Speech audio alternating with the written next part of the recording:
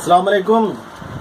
देखिए, आज मुअद्दिन अल-अक्सीर अल-मुजर्रबात किताब में से आज एक और नुस्खा मैं आपको दे रहा हूँ। बहुत ज़बरदस्त नुस्खा है ये, और ये नुस्खा है हकीम लाला परशुराम साहब का। हकीम लाला परशुराम साहब का ये नुस्खा है, और ये नुस्खा मैं दे रहा हूँ। ये बवासीर का बहुत ज़बरदस्त नुस्खा है, बहुत ज़बरदस्त, और बहुत नामी गिरामी ये हकीम गुज़रे हैं, लाला परशुराम साहब।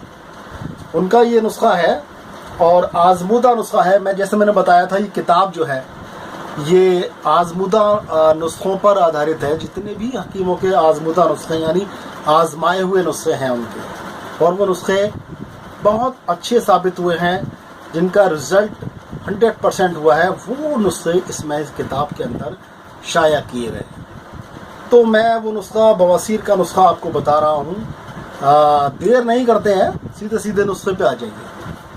उठा लीजिए, आज तो पेन कॉपी वगैरह आप ले ही लीजिए, क्योंकि 3-4 चीज़ें हैं, फिर आप बार बार देखेंगे या पूछेंगे कौन सी चीज़ थी। तो आप लिख लीजिए।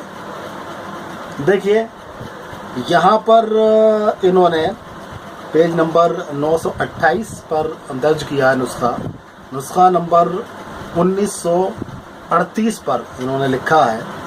ये बवासीर के लिए नुस्खा है। इसमें क्या लेना है? देखिए, पोस्त रीठा एक फल होता है जिसको बाल धोने के लिए भी काम में लाया जाता है। इसको इंग्लिश में सोप नट कहते हैं, सोप नट, क्योंकि जब इसका छिलके को जब हम पानी में भिगो कर रगड़ते हैं तो झाग निकलते हैं साबुन की तरह से। तो इसमें बालों को धोने के भी काम आता है। ये तो सोप नट कहा जाता है। रीठा, आप इसके छिलके ले लीजिए। और गंधक आंवला सार, दूसरी चीज़ जो है वो गंधक आंवला सार है। और जो तीसरी चीज़ है वो निबोली है, यानी नीम का जो फल होता है, नीम की निबोली होती है। ये भी सूखी हुई मिल जाती है, पंसारियों के अब आराम से मिल जाती है। निबोली ले ली है। और जो चौथी चीज़ है वो है रसौत। रसौत पक्की होनी चाहिए, काले कलर की होती है ये रसौत। और जो भूरे कलर की और कच्ची सी रसौत दिखाई देती है, आप लेकर आएंगे वो रसौत आपको दे दे। और कत्थे से भूरे से कच्ची सी दिखाई देती है, वो रसौत अच्छी नहीं होती है। तो ये रसौत जो है काले रंग की होती है और एक पत्ते में लिपटी हुई होती है। मैं यहाँ दिखा रहा हूँ सब कुछ, आप देख लीजिए। उसको रसौत लेनी है और इसको साफ़ कर लेना है, इसको पानी में घोल के। और फिर इसको मतलब ये है कि फिर से दोबारा से पका के इसकी जो भी गंदगी होती है ना, वो बाहर निकाल देते हैं, तो मुसफ़्फ़ा हो जाती है, यानी साफ़ की हुई हो जाती है। तो कौन कौन सी चीज़ें ली हमने यहाँ पर? देखिए, एक तो हमने लिया जो है आपका रीठे का छिलका, यानी ऊपर की अंदर वाली गुठली जो है, काले रंग की गुठली निकलती है रीठे के अंदर, वो फेंक देंगे। और इसमें आपका गंधक आंवला सार हो गया, निबोली हो गई, रसौत हो गई। ये 4 चीज़ें आपको लेने के बाद में अब क्या करना है इसको? देखिए, इसकी गोलियां बनानी है। अब गोलियां कैसे बनाएंगे? इन सब चीज़ों को तो आप पीस लीजिए, बारीक करके पीस लीजिए खूब। और पीसने के बाद में एक जल नीम बूटी आती है, जब जहाँ पानी वाली जगहें होती है ना, जैसे तालाब वगैरह होते हैं, वहाँ पर एक पौधा उग जाता है जो जिसके पत्ते वगैरह जो होते हैं देखने में नीम जैसे बहुत तो नहीं होते हैं, लेकिन उसको जल नीम कहा जाता है। एक छोटा सा सफ़ेद रंग का फूल भी उस पर खिलता है। मैं यहाँ वो भी दिखा रहा हूँ, आप देख सकते हैं उसको। जल नीम आप आराम से मिल जाता है ये भी, लेकिन ये पंसारियों में नहीं मिलेगा। ये आपको किसी तालाब वगैरह के किनारे पर वहाँ पर मिल जाएगा, वहाँ से ले सकते हैं इसको। तो जल नीम का आप कूट के उसका पानी निकाल लीजिए, रस निकाल लीजिए। और उस रस में ये पिसी हुई जो दवाइयाँ हैं ये आप डाल दीजिए। ठीक है, डाल दिया। इसको आप घोट लीजिए और आटे की तरह से गूंद लीजिए। आटे की तरह से, बहुत पतला नहीं होना चाहिए, ताकि इसकी गोलियां बन जाए, इतना गाढ़ा होना चाहिए।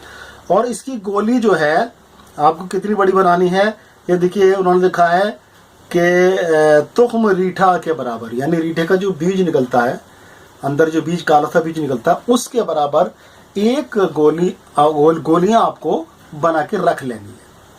अच्छा, इन गोलियों को साए में ही सुखाना है, धूप में नहीं रख देना, वरना इसका असर बहुत कम हो जाता है। हम लोग दवाएं भी वही इस्तेमाल करते हैं जो साये में सूखी हुई होती हैं, और अक्सर दवाइयां हम साये में सुखाते हैं, धूप में नहीं डालते हैं, क्योंकि धूप में डालने के बाद में उन दवाइयों का असर बहुत कम हो जाता है। तो देखिए, ये ले लिया आपने, इसकी गोलियां बना ली आपने। अब इसका इस्तेमाल कैसे करना है? तो एक गोली सुबह को निहार मुंह लेनी है और बासी पानी से लेनी है, यानी रात का पानी जो रखा हुआ होता है, रात में आप पानी किसी मिट्टी के बर्तन में या शीशे के बर्तन में रख दीजिए, और फिर सुबह को उससे एक गोली निहार मुंह का मतलब है जब कुछ खाया ना हो आपने, खाली पेट ये गोली आपको खा लेनी।